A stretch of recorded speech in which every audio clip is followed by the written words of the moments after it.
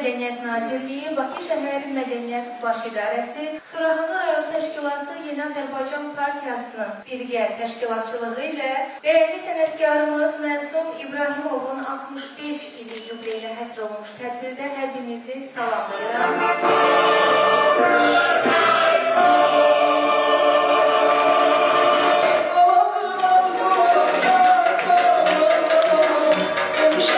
Türk göyərçinləri. Biz istəyirik ki, dünyadan silah səsi yox, musiqi səsi gəlsin.